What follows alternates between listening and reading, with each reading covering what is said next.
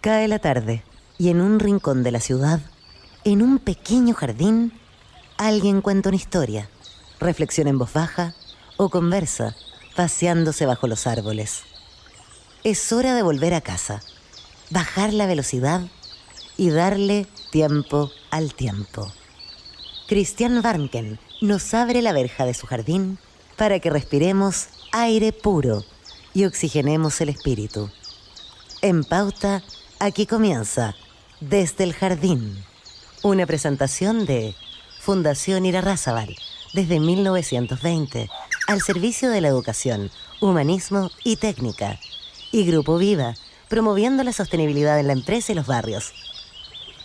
Lo esencial de toda exploración será volver al propio jardín y ver las cosas por primera vez, decía el poeta T.S. Eliot. Aquí estamos, queridos y queridas radiovidentes que nos escuchan en Antofagasta, Temuco, Valparaíso, Santiago, Viña del Mar, los que nos siguen por pauta.cl y también por Spotify. Ya abrir la verja de madera de mi jardín. Normalmente, cada cierto tiempo revisamos cuáles son las efemérides. Puede aparecer un personaje interesante al cual dedicarle un programa. Por ejemplo, en las fechas cercanas, en el 24 de abril de 1731 falleció el novelista Daniel Defoe, autor de Robinson Crusoe. El 26 de abril nació el emperador romano Marco Aurelio, que además de emperador era un filósofo. Famosos son sus libros, las meditaciones. Era un emperador que tuvo un profesor de filosofía, un maestro que lo guiaba. Esa filosofía lo ayudó a gobernar. Nuestros gobernantes debieran seguir el ejemplo de Marco Aurelio. También el 30 de abril se suicida Hitler. El 24 de abril de 1479 falleció el poeta Jorge Manrique, autor de ese maravilloso poema Coplas a la muerte de su padre. Nuestras vidas son los ríos que van a dar a la mar, que ser morir, etcétera, etcétera, etcétera.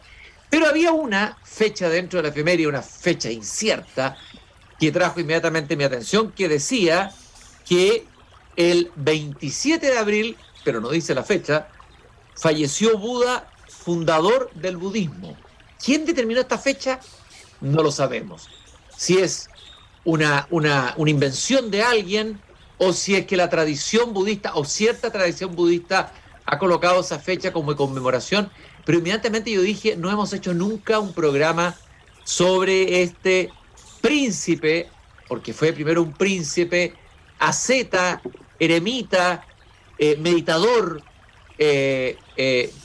maestro espiritual, entre el sexto o el quinto antes de Cristo, y también hay diferencias de fecha dada por las investigaciones más recientes, Gautama Buda o Siddhartha Gautama. Y averiguamos que hasta hace poquito, Carlos Lloró, escritor, profesor de música y actual director del Centro de Extensión de la Universidad Católica de Temuco, había hecho un taller de bolsillo. Hemos promovido varias veces los talleres de bolsillo acá en el Desde Jardín sobre Buda y budismo. Entonces me dije inmediatamente, hay que convocar, hay que llamar a Carlos Lloró, que desde la frontera nos hable de este hombre que cruzó la frontera de la conciencia, Siddhartha Gautama. Querido Carlos, qué gusto de tenerte esta tarde aquí en Desde el Jardín. Un verdadero placer, Cristian, conversar contigo nuevamente. Un gusto. Lo primero que te quiero preguntar, mira, te voy a leer un texto de Osho en un libro sobre el yoga, el sendero del yoga sobre Buda, y quiero que lo comentemos, que me pareció interesante. Él dice que tanto el demente, o sea, el loco en el manicomio, como el Buda, bajo el árbol pipal, el árbol bajo el cual Buda obtuvo la iluminación, ambos han utilizado la mente. Ambos han ido más allá de la mente, pero el Buda ha llegado a un punto en que la mente desaparece. Utilizada correctamente va desapareciendo y llega un momento en el que no está. El loco también ha utilizado la mente. Usada de manera errónea, la mente se torna múltiple, se convierte en una multitud y al final aparece la mente demente y tú estás del todo ausente. En cambio, la mente del Buda ha desaparecido y el Buda se halla presente en su totalidad. La mente del loco se ha tornado total y el demente ha desaparecido por completo. Esos son los dos extremos, tú y la mente. Quería partir con eso y cierro con otra afirmación muy interesante, que es, ¿qué pasa bueno, él dice, Buda utiliza la mente, claro que sí, pero mucha gente me pregunta qué le sucede a la mente de un iluminado. ¿Desaparece, ya está, no puede utilizarla? Y Osho responde, la mente en un iluminado desaparece como ama y señora, pero permanece como sirviente, continúa existiendo como instrumento pasivo. A ver, partamos comentando esta cita de Osho, Buda y la mente, Buda y la conciencia, Buda y el despertar. Sí, es interesante porque justamente la cualidad principal del budismo y lo que ha traído incluso a los científicos hacia el budismo es la presencia, es decir, el estado de presencia. El estado de presencia que es simplemente permanecer en lo real, ¿no? Cuando decimos permanecer en lo real, significa no irnos demasiado ni al pasado ni al futuro, sino que permanecer en ese punto justo donde todas las cosas acontecen. Entonces, justamente el loco, en esa frase 8, el que desaparece en la mente, ¿no? Es engullido, de alguna manera es devorado por la propia mente, es decir, por los pensamientos. No puede ir más allá de los pensamientos, no puede ir más allá de ese rumiar continuo de proyectos, de planes, de temores, de ansiedades. En cambio, el Buda va más allá de la mente, pero es justamente para trascenderla y para permanecer en lo presente. Por eso que una de las características más interesantes del budismo y de todas las tradiciones orientales en general es la mente testigo, ¿no? Hay una frase, me gusta mucho ese concepto, la mente testigo. Es decir, también el Buda tiene pensamientos, ¿no? También aparecen muchos pensamientos en su mente, pero él los observa como un testigo silencioso, no se involucra en esos pensamientos, permanece como un espectador, mira una obra de teatro, ¿no? Aunque a veces ya sabemos que el espectador en una obra de teatro puede creerse el cuento del drama, de que el drama que se está representando es real, y puede llorar. Uno ve una película y puede llorar con las tribulaciones de los personajes. Entonces ahí uno vuelve a caer prisionero de la mente. Entonces, en ese sentido es interesante conocer cómo Buda, cuando decide renunciar a su biografía terrena, decide convertirse en un monje errante. Él buscaba con un total compromiso, buscaba algo que le permitiera, una fuerza, una técnica que le permitiera permanecer en la realidad, sin divagaciones, ¿no? Permanecer con lo real. Y iba a los maestros, un maestro le decía, mira, si practicas 20 años esta técnica, vas a obtener lo que buscas. Otro le decía, si practicas 10 años, vas a obtener lo que buscas. Si practicas 5, 3, 2. Y él decía, no quiero practicar 5 años, 4, 3, 2, quiero que suceda ahora. Entonces él se comprometió, hizo un compromiso de vida y muerte con el presente. Y ahí se dice que permaneció 40 días debajo del árbol Bodhi, y ahí le sucedió, y hay una frase muy bonita que también usa Osho, él dice, le sucedió nada más y nada menos que lo real, porque permaneció fiel a lo real. Ahora, Carlos, bueno, efectivamente la leyenda cuenta que en una noche de luna llena, Gautama, Buda, se sentó bajo la higuera, higuera sagrada, la Bodhi, ¿no? Y solo se levantaría al encontrar la verdad, pero cuidado, encontrar la verdad no en el sentido de una verdad abstracta, tú lo estás diciendo, es más bien una presencia, pero también se dice que accedió al nirvana, esta distinción entre el nirvana y el samsara. Pero espérate, ¿el nirvana es el presente o es el absoluto? ¿Qué es finalmente? Nirvana y realidad. ¿A dónde se colocó Buda? Bueno, hay dos conceptos clave en el budismo, que son el nirvana y el samsara, ¿no? El samsara es la corriente de los fenómenos, ¿no? Es todo lo que nos ocurre, toda la biografía, las tribulaciones del ser humano, sus luchas, sus recuerdos, sus agonías, sus proyecciones, sus sueños. Todo esto es el samsara, todo lo que nos angustia finalmente, lo que nos enloquece de alegría, lo que nos hace ser creativos, todo es el samsara. Y el nirvana es ese punto donde toda esa corriente de fenómenos se aquieta, deja de tener sentido, y uno puede finalmente situarse en lo que los budistas llaman el shunyata, o el vacío, ¿no? La vacuidad pura, que es cuando la mente sigue siendo, sigue llena de pensamientos, pero esos pensamientos ya no inciden en el ser.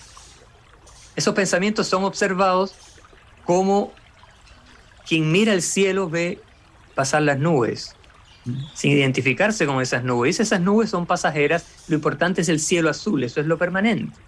Entonces, esa es una imagen muy bonita que indica que el nirvana es cuando sigue habiendo nubes, pero ya esas nubes no te afectan, ¿no? Tú incluso puedes mirarlas y puedes disfrutar de esas nubes, ¿no? Puedes disfrutar de tus pensamientos, pero sin creer en su realidad, porque el verdadero sustrato de la realidad no es el pensamiento, no es la mente.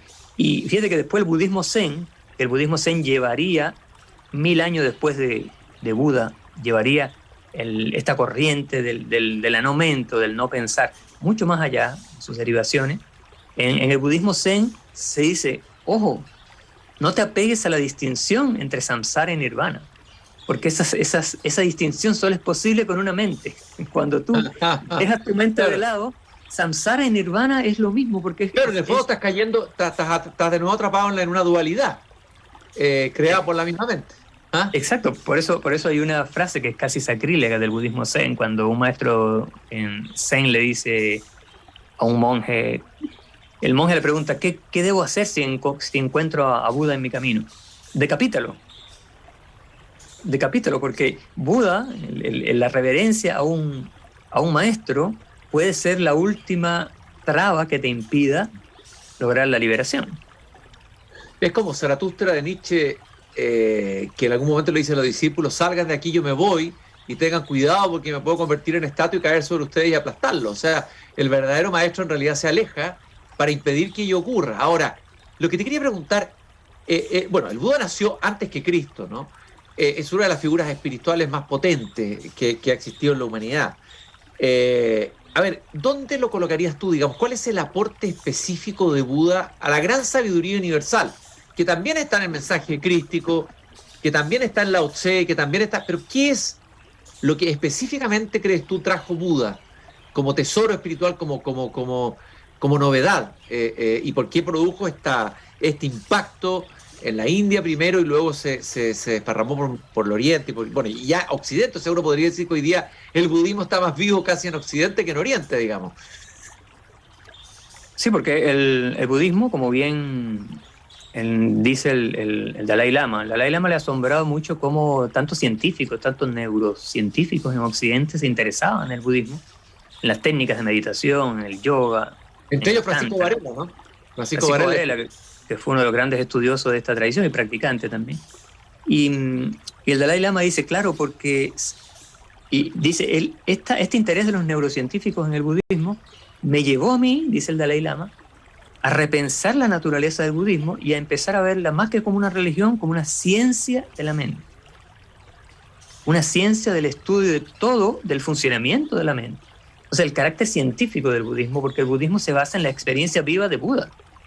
Sí, Buda renunció a las escrituras, renunció a la tradición, renunció a los rituales, renunció a la familia para permanecer experimentando en su propio cuerpo, en su propio ser, la realidad. Entonces, a partir de ahí, él cuando alcanza la iluminación, que también es muy interesante cuando hay muchas historias que cuentan que Buda alcanza la iluminación y le preguntan, ¿qué lograste al iluminarte?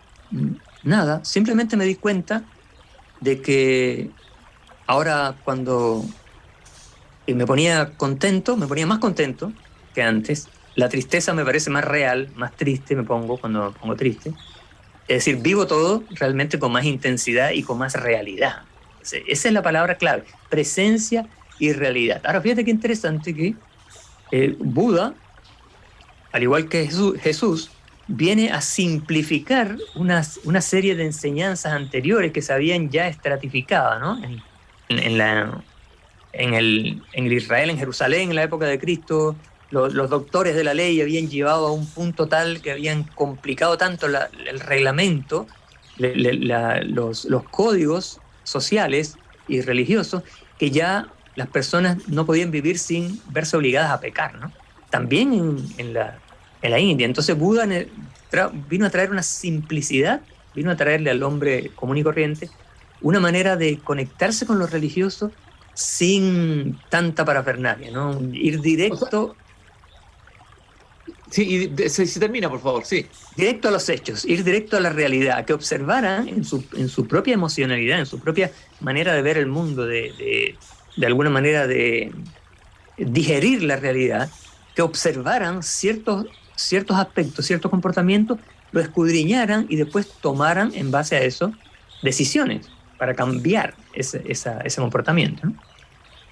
Estoy conversando con Carlos Lloró, escritor, profesor, músico, director del Centro de Extensión de la Universidad Católica de Temuco. Estamos hablando de Gautama Buda, uno de los más grandes sabios. Bueno, el budismo no es una religión, bueno, algunos lo han convertido tal vez más en religión, pero en realidad es una sabiduría, hay que decir esto, ¿eh? Fundamentalmente una sabiduría. El estado de bodhi, o el estado es de despertar, se habla mucho del despertar. ¿Qué es finalmente despertar? Algo ya lo has dicho, pero tal vez es bueno darle una vuelta. ¿Qué significa realmente despertar? ¿Qué es el despertar, el bodhi, para ti, Carlos? El despertar es cuando tú estás en un instante y te das cuenta que el universo es perfecto en ese instante. No tiene absolutamente ningún doble sentido. No hay símbolo en el instante, en el despertar, ¿no? Por eso el haiku, la poesía japonesa, es un símbolo, es una floración también del budismo, porque yo he descubierto investigando sobre los poetas de haiku, que todos los grandes poetas de haiku tenían un maestro zen. Es decir, el haiku es una floración del zen. Basho, que es el gran, el primero de todos, tal vez el más grande, él mismo era monje zen, o sea, era monje zen y poeta de haiku. Exactamente, y tuvo un maestro que lo inició también en el zen, así como Chiyo no, la otra gran monja budista, que ella también tenía su maestro zen. Entonces, el zen es permanecer en lo real sin doblez, es decir, estoy en este instante y todo lo que necesito para estar plenamente presente en este instante lo tengo ahora. No necesito ir a buscarlo al pasado, al futuro, a otra habitación. Está aquí y permanece conmigo. Entonces, en esa presencia desaparecen las ansiedades, desaparecen los temores, desaparecen provisionalmente, porque hay que tener la humildad de saber que todas las angustias del ser humano van y vuelven. Es una marea, ¿no? Pero si estamos centrados, si estamos enamorados del instante finalmente, del momento presente, con toda su paleta de detalles, ¿no? De matices, entonces ya no necesitamos nada, solo tenemos que ir saltando de instante en instante, aprendiendo, ¿sí? Con prácticas, con aprendizajes que a veces son muy rigurosos, porque no llegamos a esto en nuestra sociedad tan compleja, no llegamos a esta simplicidad de manera gratuita. Tenemos que hacer una búsqueda, un combate, tenemos que un desaprender también. Hay un título de un libro del gran maestro helenista francés Pierre Hadot, experto que acuñó el concepto de la filosofía como ejercicio espiritual, estudió a Séneca, Epicteto, etcétera, pero un libro muy bonito que tiene un título muy evocador, por lo que está diciendo, que dice: no te olvides de vivir, que parte de la base de Goethe. Detente un instante en el Fausto, ¿no? En el fondo es: no te olvides de estar ahí, o sea, no te olvides de estar presente. Tal vez es el llamado más importante, ¿no?, del budismo. Y te quería preguntar, ¿por qué el budismo es tan necesario hoy? La enseñanza de Buda es tan necesaria. Estaba pensando, tú decías, presencia y realidad. Y hoy vamos a un mundo donde, digamos, de alguna manera, cada vez podemos estar menos presentes. Tenemos una cantidad de dispositivos, de tecnología a nuestra disposición para fugarnos, para irnos del presente inmediato, ¿no? Y por otro lado, estamos abandonando el mundo de la realidad por el mundo de las no cosas, dice Byul-Chul Han. Entonces, el budismo puede ser un antídoto contra los males de nuestro tiempo. Sí, el budismo, el budismo zen, el budismo tibetano, todas las manifestaciones del budismo, porque es interesante entender, Cristian, que el budismo también tiene una literatura prodigiosa, donde los discípulos de Buda, recordemos que el canon budista tiene una cantidad increíble de poemas, de ensayos filosóficos en forma de obras de teatro, largas conversaciones de personajes que fueron discípulos de Buda. Por ejemplo, hay una historia muy hermosa de la época de Buda. Se dice que Buda, por supuesto, era un gran orador, y él daba arengas a sus discípulos, discursos que enamoraban la mente de sus discípulos, y en algún momento él llega a una de estas reuniones con sus discípulos y en vez de hablar, simplemente saca de entre los pliegues de su túnica, saca una flor y la muestra al auditorio, ¿no? y se produce un silencio, un incómodo silencio, porque los eruditos, los alumnos eruditos de Buda que esperaban la flor de sus palabras, Buda les entrega esta flor de silencio, esta humilde flor, la muestra, y se dice que el único que reaccionó de una manera apropiada, entre comillas, fue Mahakacheapa, porque Mahakacheapa sonrió. Sonrió. Claro, Entonces, qué bonito. se dice que el Zen nace ahí, el budismo Zen nace en esa sonrisa. Fíjate que es una mezcla de tres aspectos: la flor, que es lo sensible, la fragilidad, la vulnerabilidad del instante; el silencio, la no palabra; y la risa. Ahí está el Zen, los tres ingredientes del Zen. Entonces, Buda se adelantó también. Buda proyectó el budismo Zen hacia el futuro. Yo creo que Buda de algún modo soñó que el ser humano iba a encontrar en el budismo Zen una manera simplemente de regresar a su simplicidad prístina, porque el budismo Zen insiste todo el tiempo en desconfiar de todas las escrituras, ¿no? Sobre todo de las sagradas escrituras. Fíjate que había otro discípulo de Buda, que era Subhuti, que le decían el orador del silencio. Subhuti era capaz de quedarse tan vacío, que los dioses hicieron llover flores sobre él. Y los dioses avanzaron hacia la cercanía y se situaron cerca de su cara y le decían: Subhuti, eres capaz de dictar de pronunciar el más perfecto discurso sobre el vacío, ¡qué maravilla! Y Subhuti se enojaba y decía: pero ¿cómo voy a pronunciar un discurso sobre el vacío si no he dicho una palabra? Y los dioses le dijeron: no has dicho una palabra, no hemos escuchado una palabra. Por eso, el más perfecto sermón sobre el vacío. Qué hermoso. Pero, la música callada, la soledad sonora de la que hablaba San Juan de la Cruz, ¿no? Exactamente, están en la misma órbita. Pero fíjate que Subhuti ya había ido más allá de lo humano. Él era capaz de conectarse con los dioses. Llovieron flores del cielo, pero esas flores ya tenían una cualidad que iba más allá de lo humano.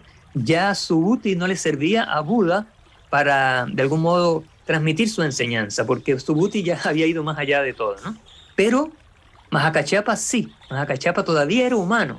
Entonces, eso es interesante en el budismo. Todavía necesitamos ser humanos para compartir y realizar la necesaria comunión de las almas con los otros seres humanos. Entonces, por eso Mahakacheapa recibió la túnica sagrada de Buda. Buda le dice: todo lo que contienen las escrituras, lo que es posible transmitir con escrituras, se lo dejo a mis restantes discípulos. Pero a ti te voy a dar la llave de la enseñanza sin escritura, la llave más importante. De ahí sale el budismo Zen. Carlos, te quería preguntar lo siguiente. De alguna manera el budismo, se ha dicho que el budismo, Buda, de alguna manera, al enfrentarse al sufrimiento, a la muerte, a la vejez, con los personajes que va encontrando según la leyenda, él era un príncipe, vivía en un mundo cercado, su padre lo protegía ahí en ese lugar, pero él se enfrenta a la realidad terrible de los sufrimientos, de la cadena de sufrimiento, del karma, etcétera, en la vida humana. Se habla de los karmas. Pero ¿qué pasa cuando llega al despertar? ¿Se alcanza una impasibilidad? ¿Es una suerte de indiferencia al sufrimiento del resto de la humanidad? ¿Es como permanecer impasible? ¿El budismo lleva a eso? ¿O hay una compasión budista? A ver, ¿cómo? Sí, hay dos caminos. Está el camino de Subhuti, que es el camino de la impasibilidad total. Tú te conviertes en algo tan transparente que ya no eres humano, ya trascendiste lo humano. Por lo tanto, no puedes ayudar a otro ser humano. Para ayudar a otro ser humano, tú tienes que realmente permanecer humano. Entonces se dice que Buda alcanza el nirvana. Esto es una leyenda muy hermosa también. Llega a las puertas del cielo, por decirlo de alguna manera, y todos estos dioses celestiales, estos miles de espíritus le dicen: qué maravilla, Gautama, al fin has llegado, llevamos eones, llevamos milenios esperándote, qué bueno, aquí están las puertas, todos los cielos son tuyos. Y Buda le dice: no, yo vine aquí a echar una mirada nada más, pero la verdad es que tengo que volver porque yo no voy a cruzar las puertas del nirvana hasta que el último de los seres humanos haya pasado por esa puerta. Qué hermoso, qué bello. Entonces, claro. Y ahí viene el gran renunciamiento, ¿no? Que después toma el budismo Mahayana, que es el budismo del que la corriente budista más potente, de la que nace el budismo tibetano y el budismo Zen. El Dalai Lama, el budista mahayánico también, el gran vehículo, ¿no? Que es entonces, fíjate que hay un gran renunciamiento, un gran sacrificio en la base del budismo. Buda vuelve y entonces empieza su gran labor de promover este camino. O sea, no abandona al ser humano, no es porque alcance la iluminación en forma egoísta, porque eso sería también un ego, me conseguí mi propia felicidad, mi paraíso personal y dejo que el resto de la humanidad se pudra, sino que vuelvo, regreso. Él no cruza las puertas del nirvana, porque él dice, hasta que el último de los seres conscientes no pase esta puerta, ahí, entonces yo voy a entrar el último en el nirvana. Teniendo la posibilidad de ser el primero, él se sitúa al final. Fíjate que hay una serie de pinturas muy interesantes, de dibujos que son pinturas chinas, ¿no? Que se conoce como los 10 toros del Zen, que es una historia del despertar, ¿no? Es como en imágenes, y también unos poemas bellísimos, ¿no? Hay un libro que se ha traducido como La Doma del Buey, las 10 etapas del pastoreo de la vaca, así lo traduce Daisetsu Suzuki, y también 8 lo traduce como los 10 toros del Zen. Y es un camino donde un campesino pierde al toro, el toro se pierde, después él empieza a encuentra la huella, finalmente encuentra al toro, pero después para convencerlo de que vuelva a casa, tiene que domarlo, después de domarlo lo trae a casa, pero ya como lo tiene domado empieza a olvidarse del buey, este hombre empieza a olvidarse de la realidad, llega al vacío absoluto, llega desaparece la distinción entre objeto y sujeto, entre observador y observado, y la última imagen es el mismo personaje que ya alcanzó lo más alto de lo más alto, vuelve al mercado con una flauta y una botella de vino.